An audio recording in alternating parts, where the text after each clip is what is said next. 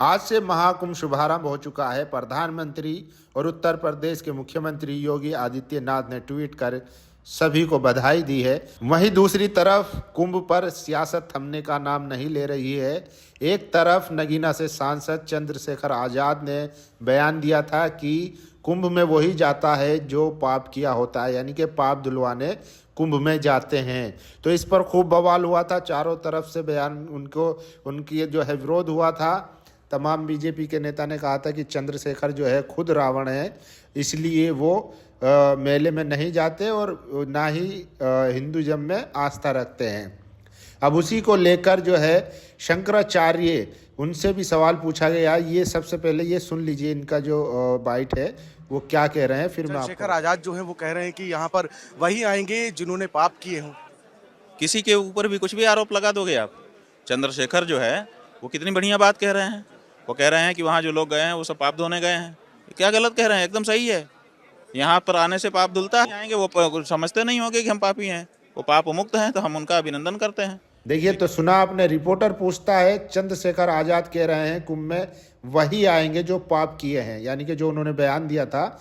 उसके बाद शंकराचार्य उनका था जो जवाब था, आपने सुना। इसमें गलत क्या है, किसी के ऊपर भी आरोप लगा देना क्या है। आप चंद्रशेखर ने कितनी बढ़िया बात कही है। वे कह रहे हैं कि वहाँ जो लोग गए हैं वे सब पाप धोने गए हैं। क्या गलत कह रहे हैं, एकदम सही है।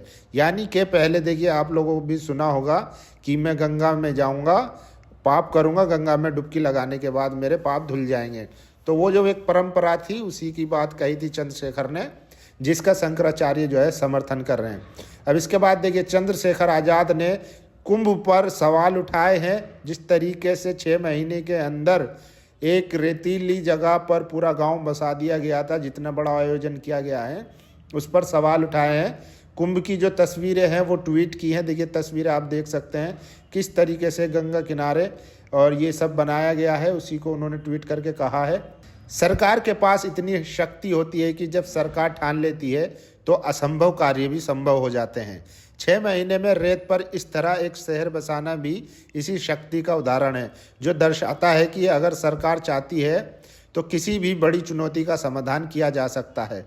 लेकिन जब बात आती है देश के गरीब, किसान, मजदूर, पिछड़े, दलित, आदिवासी और महिलाओं के अधिकारों और सुरक्षा की, तो सवाल उठता है कि यदि इन आयोजनों को इतने बड़े पैमाने पर अंजाम दिया जा सकता है तो शिक्षा, चिकित्सा, महिलाओं की सुरक्षा, रोजगार और बच्चों के भविष्य के लिए क्यों नहीं इस तरह की इच्छा शक्ति दिखाई जा सकती है। झांसी में आग लगने से नवजात बच्चों की मौत और ऑक्सीजन की कमी से बच्चों का दम तोड़ना, ये घटनाएं साफ साफ दिखाती है कि जनता की जान और उनके बुनियादी अधिकार हमारी प्राथमिकताओं में कहीं पीछे रह गए हैं। क्या हमारी प्राथमिकताएं गलत हैं? क्या सामाजिक उत्थान की दिशा में गंभीरता की कमी है? क्या व्यापक जन कल्याण में सरकार से हमारे द्वारा सवाल करना गलत है? यदि समाज के वंचित तबकों के उत्थान के लिए भी उसी दृढ़ संकल्प और इच्छा शक्ति से काम किया जाए तो एक अस्थायी बदलाव संभव है। जय भीम, जय भारत, जय संविधान। तो ये ट्वीट किया है चंद्रशेखर आजाद ने।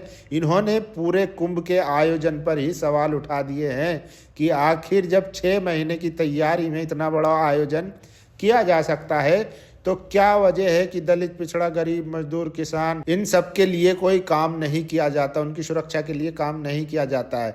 वहीं अस्पतालों में, झांसी में आग लगने से नवजात बच्चों की मौत हो जाती है, ऑक्सीजन की कमी से बच्चे मर जाते हैं, दम तोड़ देते हैं, उन पर कोई कार्रवाई नहीं होती है, लेकिन इतना बड़ा आयोजन कर दिया जाता है। तो ये चंद्रशेखर आजाद ने सवाल उठाए। बाकी आप लोगों की क्या राय है, अपनी राय जरूर दीजिए। ब्यूरो रिपोर्ट, दैनिक दर्शन न्यूज।